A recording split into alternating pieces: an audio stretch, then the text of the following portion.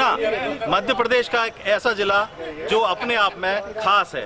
खास इसलिए है क्योंकि यहाँ की राजनीति पूरे मध्य प्रदेश को ही नहीं बल्कि पूरे भारतवर्ष को भी प्रभावित करती है।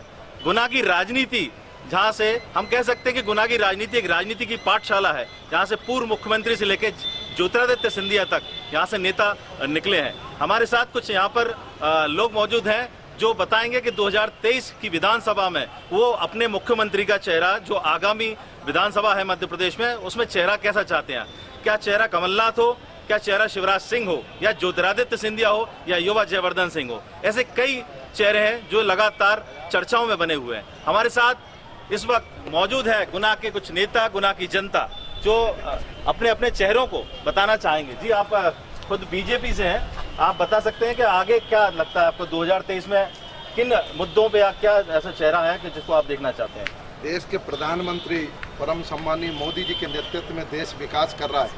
आप देख रहे हैं धारा 370 से लेकर राम मंदिर और आपका उज्जैन का कॉरिडोर, जो प्रधानमंत्री जी और माननीय मुख्यमंत्री शिवराज सिंह चौहान साहब के नेतृत्व में देश प्रगति पर है, प्रदेश प्रगति पर है। मोदी जी के नेतृत्व में हम देश में चुनाव लड़ेंगे।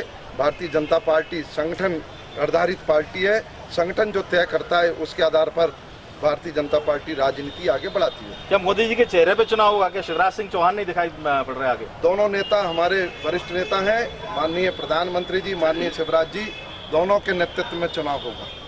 जी, आप कांग्रेस से हैं, आप बताइए कि आपको लगता है कि चेहरा कौन होगा आगे 2023 में? देखिए, मध्य प्रदेश में भारतीय जनता पार्टी की जो प्रतिष्ठा और साख थी वो 2018 के चुनाव में ही भारतीय जनता पार्टी को पता पड़ गई है और जनता का झुकाव उस समय भी कांग्रेस के प्रति था और आज भी कांग्रेस के प्रति है। बीच में जो सरकार गिराई गई वो पूरा देश जानता है कि वो भारी भ्रष्टाचार के माध्यम से सरकार गिराई गई। जनता की पहली पसंद कांग्रेस थी और अभी भी कांग्रेस है। दूसरी बात, हमारे भाई सलूजा जी ने जो बात कही कि नरेंद्र मोदी जी देश के विकास के मसीहा हैं, तो ये देश का विकास बेरोजगारी से दिख रहा है, रुपए के अवमूल्यन से दिख रहा है, बढ़ती हुई महंगाई से दिख रहा है और बढ़ती हुई बेरोजगारी से दिख रहा है। क्या संदेश देना चाहते हैं ये देश के विकास के लिए कि भुखमरी, जहाँ 80 लाख लोगों को केंद्र सरकार भोजन दे रही है। क्यों दे रही है भोजन? रोजगार क्यों नहीं दे रही? क्यों? क्योंकि उनके पास रोजगार नहीं है और भोजन देकर वो गरीब लोगों का रास्ता जो उनको मार्ग प्रदर्शित करना चाहिए देश के विकास में, वो नहीं हो रहा है। तो आपको क्या लगता है कि कोई ऐसा विजनरी नेता है कि कांग्रेस के पास में जो एमपी में आ सके? विजनरी नेता निश्चित रूप से कमलनाथ जी के नेतृत्व में पार्टी यहाँ फिर कांग्रेस सरकार बनाएगी और पूरा देश इस समय देख रहा है राहुल गांधी जी की पदयात्रा। उन्होंने अपनी पदयात्रा कर गांधी परिवार पर मोदी और अमित शाह और भारतीय जनता पार्टी के लोग जो लांछन लगाते आए थे, आज वो सारे लांछन धराशायी हो गए हैं और पूरा देश राहुल गांधी की तरफ निगाह उठाकर देख रहा है, उनके नेतृत्व की ओर देख रहा है और आने वाला कल राहुल गांधी के नेतृत्व में पूरे देश में कांग्रेस सरकार बनाएगी। ये आपको क्या लगता है कि 2023 में चेहरा किसका होना चाहिए, बीजेपी, कांग्रेस या कोई अन्य? ये पार्टी पहले ही तय कर चुकी है और ये अभी खुलासा नहीं हुआ है और आने वाले समय में 2023 में जब खुलासा होगा तो वो पूरे पत्ते वहीं खुल जाएंगे। सब लोग, जनता प्लान बना चुकी है कि आने वाले समय में 2023 में कांग्रेस की सरकार बनेगी और जनता का पूरा विचार इसी पे है। और मैं कहना चाहूँगा कि जब कांग्रेस पार्टी थी, स्वामी बाबा रामदेव जी महाराज ने, आपने भी देखा होगा टीवी में बैठ के बोला 450 रुपये की टंकी क्या आप खरीदोगे, और इसी समय पे आप टंकी की कीमत जो कितनी हो रही है। इस माध्यम से बोलना चाहूँगा कि 1100 रुपये की टंकी आज इस समय में ये लोग बेच रहे हैं, वो सही है। 450 की टंकी क्या वो बेकार थी? इनने जो चीटिंगबाजी करके सरकार बनाई है ना, वो सरकार 2023 में कांग्रेस की बनेगी, जनता जान चुकी है। लेकिन आप बोल रहे हैं, खुलासा नहीं, खुलासा कैसे करोगे आप, कब करोगे? पार्टी ने विचार किया है, समय आने तो खुलासा होगा। ये तो खुलासा मतलब किसी के नाम का तो करोगे, किसके चेहरे पे आप चुनाव? पार्टी के पास है और वो खुलासा हो जाएगा। आप बताइए क्या लगता है आपको कि 2023 में मुख्यमंत्री किसको बनना चाहिए, कैसा चेहरा होना चाहिए? कांग्रेस में कमलनाथ जी हमारे मुख्यमंत्री के चेहरा होंगे, ईमानदार चेहरा है। 15 महीना का शासनकाल क्षेत्रीय जनता ने देखा है।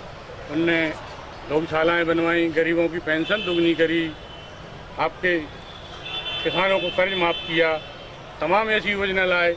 उनकी 21,000 से बच्चियों की शादी में 51,000 रुपये की है। तो बहुत सारी योजना कमलनाथ जी ने ईमानदारी से और निष्ठा से प्रदेश को चलाया और आने वाले समय में 23 में लेकिन इतना सब कुछ करने के बाद भी 15 महीने में सरकार कर गई कमलनाथ जी की।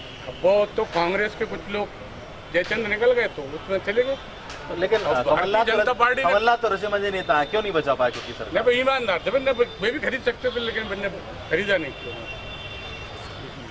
पैसे की डिमांड ज़्यादा थी इसलिए आपको क्या लगता है कि 23 में किसके सिर पे सेहरा सजेगा? आपको क्या लगता है? पहली बात तो यह है कि भारतीय संविधान इस देश का पवित्र संविधान है और संविधान के तहत जो देश की कार्रवाई होना चाहिए और जैसी होगी वो वास्तव में देश के प्रजातंत्र के लिए बहुत आवश्यक है। परंतु आज देखने में आता है कि भारतीय संविधान के साथ छेड़छाड़ खिलवाड़ हो रहा है। इसको भारत की जनता कतई बर्दाश्त नहीं करेगी। अगर संविधान के साथ किसी भी तरह की छेड़छाड़ होती है तो भारत का हर नागरिक लड़ने को तैयार है। हम भारत के नागरिक संविधान को प्रथम मान्यता देते हैं और भारतीय संविधान के तहत प्रजातंत्र की सारी कार्रवाई होना चाहिए, न कि खरीद फरोख्त की राजनीति होना चाहिए। कांग्रेस से कुछ नाम चल रहे हैं लगातार, कमलनाथ चल रहे हैं, युवा चेहरे में जयवर्धन सिंह चल रहे हैं, पूर्व मुख्यमंत्री दिग्विजय सिंह भी इसी क्षेत्र से वास्ता रखते हैं। आपको लगता है कि अभी कांग्रेस में कुछ ऐसे व्यक्ति दिखाई पड़ेंगे जो नया चेहरा कुछ? देखिए, बार बार आप हर नेता से प्रश्न कर रहे हैं, स्वागत करता हूं आपका, कि मध्य प्रदेश में भारतीय जनता पार्टी से या कांग्रेस से कौन चेहरा होगा। मेरा इस विषय को लेकर ये कहना है कि आम जनमानस ने जो चेहरा बनाया था वो तथाकथित नेताओं ने, भारतीय जनता पार्टी की खरीद फरोख्त की नीति ने, भारतीय जनता पार्टी के चरित्र को उन्होंने उजागर कर मध्य प्रदेश की जनमानस का स्वप्न अभी अधूरा उनको छोड़ दिया है। छल प्रपंच से लोकतंत्र का गला घोंटकर आने वाले समय में मध्य प्रदेश की जनता इंतजार कर रही है। देश की सारी मीडिया भी जानती है कि किस तरह मध्य प्रदेश में 2018 में जो सरकार आई थी उसको छल प्रपंच खरीद फरोख्त के आधार पर सरकार को गिराया गया। अभी मध्य प्रदेश की जनता का, मध्य प्रदेश के मानस का स्वप्न अधूरा है। माननीय कमलनाथ जी वापस मुख्यमंत्री बनेंगे और उन्होंने जो मध्य प्रदेश के लिए घोषणाएं की थी और जो कार्य चालू किए थे, अभी हमारे पूर्व विधायक जी मोदी जी के नाम पे महाकाल कॉरिडोर की बात कर रहे थे, शायद आपके संज्ञान में हो कि माननीय कमलनाथ जी के आधारशिला स्वप्न था उनका महाकाल कॉरिडोर का, जिसको मोदी जी ने आगे बढ़ाया, उनको भी धन्यवाद। बात धर्म की करें तो राम वन पथ गमन कमलनाथ जी का एक सपना था, वो सपने को हम पूरा करेंगे। और धार्मिक क्षेत्र की, राजनीतिक क्षेत्र की बात चेहरे की, मैं ये कहना चाहता हूँ कि 2020 में अतिथि शिक्षकों के हक और अधिकार को लेकर सड़कों पर उतरने की जिन चेहरों ने बात करी थी, वे आज भी चेहरा सड़क छोड़कर हवाई जहाज की यात्राएं कर रहे हैं। आम जनता के लिए सड़क पर आना पड़ेगा, लोगों की बात करना पड़ेगी, लोगों के बीच में जाना पड़ेगा। और ये सब कांग्रेस पार्टी लोकतंत्र की व्यवस्था से कर रही है। राहुल गांधी आज सड़कों पे हैं, हजारों किलोमीटर की पद यात्रा कर रहे हैं, दिग्विजय सिंह जी उनके साथ हैं, कमलनाथ जी, सारा परिवार एकजुट है। और निश्चित तौर पर 2023 में मध्य प्रदेश में जनता का जो अधूरा स्वप्न है वो निश्चित पूरा होगा। जो लोग हवाई यात्रा कर रहे हैं, जैसे कि आप बोल रहे हैं, वो पहले कहीं ना कहीं हवाई यात्राओं के पीछे कांग्रेस में थे। जब ज्योतिरादित्य सिंधिया, तो वो कांग्रेस के लोग उनका झंडा उठाते थे। नहीं, बात गंदे झंडे उठाई नहीं, बात विचारधारा की है। हमारे हाथ में विचारधारा का झंडा है, विचारधारा का झंडा है। जो कांग्रेस में रहेगा, हम जब तक हमारा जीवन है हम कांग्रेस विचारधारा की बात करेंगे। कांग्रेस ने देश को आज़ादी दिलाई है, कांग्रेस ने देश को आगे बढ़ाया है। सने सने जो प्रधानमंत्री बने देश को तरक्की देते गए। आज भी तरक्की हो रही है, किस क्षेत्र में हो रही है यह सोचने का विषय है। महंगाई बढ़ती जा रही है, बेरोजगारी बढ़ती जा रही है, निश्चित तौर पर इन क्षेत्रों में विकास हुआ है। और रही बात नेताओं की, तो जो विचारधारा की बात है जमीन पर, वो आज भी है, कल भी है और कल भी रहेगी। बीजेपी के अंदर कहीं ना कहीं एक उठापटक चल रही है कि चेहरा ज्योतिरादित्य सिंधिया हो या शिवराज सिंह चौहान हो, तो आपको क्या लगता है कि आगे किसका पलड़ा भारी रहेगा? कांग्रेस के जिलाध्यक्ष जी के जवाब पहले दूंगा। उन्होंने कहा कि कांग्रेस में राजीव गांधी जी के नेतृत्व में पद यात्रा चल रही है, राहुल गांधी जी के नेतृत्व में पद यात्रा चल रही है और खड़गे साहब अध्यक्ष बन गए। ये युवाओं का देश है और युवाओं का जमाना है। 80 साल के बुजुर्ग खड़के साहब को इन्होंने राष्ट्रीय अध्यक्ष बनाया है। ये इनका सोच है कांग्रेस का। इनको सचिन पायलट जैसा युवा नज़र नहीं आया। मध्य प्रदेश में या देश में भारतीय जनता पार्टी अमित शाह जी, नड्डा जी के नेतृत्व में आगे बढ़ रही है। वी.डी. शर्मा जी की आप उम्र देख लीजिए, अभी हमारा तात्कालिक जिलाध्यक्ष धर्मेंद्र शेखरवार बना है, उसकी उम्र देख लीजिए। हम युवाओं को चाहते हैं, युवा देश की एक शान है। हमारे युवाओं को नेतृत्व में देश आगे बढ़ रहा है। और बाकी रही युवाओं की बात कर रहे हैं, ये किसानों की बात कर रहे हैं। माननीय कमलनाथ जी के नेतृत्व में जब 15 महीने की सरकार बनी, वो आपके सामने तोड़ फोड़, बदले की भावना और किसानों के साथ छल किया। किसानों का कर्जा माफ करेंगे, किसी किसान का 1 रुपए का कर्जा माफ नहीं किया। ये हमारे मित्र मेहरबान जी बोल रहे थे कि इन्होंने मुख्यमंत्री कन्यादान में 51,000 रुपये कर दिए। अरे आपने कन्यादान राशि, आपने शादी नहीं करी तो राशि से उससे मतलब क्या रहा? हमने अभी 51,000 करें लोकप्रिय मुख्यमंत्री जी ने। और कोरोना 2 साल के कोरोना में 2 साल के कोरोना संकट काल में हमने बुलाकर गरीबों को और पक्ष विपक्ष को भी हमने इंजेक्शन लगाए। ये कहते थे हमारे विपक्ष के मित्र कि ये मोदी इंजेक्शन है, लेकिन इन्होंने भी मोदी इंजेक्शन लगवाया। ये देश का इंजेक्शन था जिससे हम सुरक्षित हैं। देश सुरक्षित है, युवा सुरक्षित है, बुजुर्ग सुरक्षित है। सिर्फ आज देश मोदी जी के नेतृत्व में, माननीय शिवराज जी के नेतृत्व में विकास कर रहा है। बाकी रही बात कि किसके नेतृत्व में चुनाव होगा, ये भारतीय जनता पार्टी संगठन आधारित पार्टी है। संगठन तय करेगा कि किसके नेतृत्व में चुनाव होगा। आज शिवराज जी मुख्यमंत्री हैं, शिवराज जी विकास कर रहे हैं। पूरे प्रदेश में धार्मिक मंदिरों का विकास हो रहा है, शहर का विकास हो रहा है। जिस पार्क में आप बैठे हैं, ये 70 साल में ये पार्क की बाउंड्री नहीं हटा पाए, हमने 55 पार्क बना दिए, पानी की टंकियां बना दी, सड़कें चौड़ी कर दी, ब्रिज बना दिए, महापुरुषों के नाम से नामकरण कर दिए। 70 साल में इन्होंने करा क्या है? एक पार्क और एक रोड नहीं बना पाए। ये ब्रिज बजरंगा रोड का ये हमने बनाया। इन्होंने किया क्या था काम शहर में? ये सिर्फ जिंदाबाद और जिंदाबाद करते रहे। विकास के नाम पे कांग्रेस जीरो है। और टेक्नोलॉजी तो कांग्रेस ही लेके आई थी, उसको चेहरा किसको होना चाहिए? आप किसको चाहते हैं? आप किसको चाहते हैं? शिवराज सिंह चौहान। 2023 में आप चेहरा किसे चाहते हैं? किसका होना चाहिए? आप युवा हैं, आप अभी बोल रहे थे, क्या लगता है आपको कि 2023 में चेहरा कैसा होना चाहिए? मेरा पहले उनसे सवाल था कि मोदी जी की उम्र कितनी है? मोदी जी की उम्र कितनी है सर, बताइए ना सर। मैं आपसे पूछा, अपनी बात रखो बेटा। नहीं मैं अपनी तो पूछा। 2023 में चेहरा कैसा? कमलनाथ जी हैं, पार्टी ने डिसाइड किया है, वही रहेंगे मुख्यमंत्री, उन्हीं के चेहरे पे चुनाव लड़ा जाएगा। और सभी पूरे कांग्रेस के एक युवा उनके। लेकिन जैसा कि अब देखने मिल रहा है, कमलनाथ जी और दिग्विजय सिंह के बीच में उठापटक चल रही है। क्या आपको लगता है कि 23 में भी दोबारा ऐसा ना हो कि जो 18 में? उठापटक सिर्फ बीजेपी के मन में चल रही है, कांग्रेस में नहीं चल रही है। कांग्रेस में तो सब घर परिवार, नाराज भाजपा, सिंधिया भाजपा और शिवराज भाजपा, उनमें चल रहा है, उनमें चल रहा है। आप बताइए। अभी सागर में इनके भाजपा के एक नेता ने बोला है कि मैं रो रहा हूँ कि पाकिस्तान में जैसे हिंदू अल्पसंख्यक है, ऐसे ही भाजपा ही अल्पसंख्यक हो गया भाजपा में सिंधिया के आने के बाद।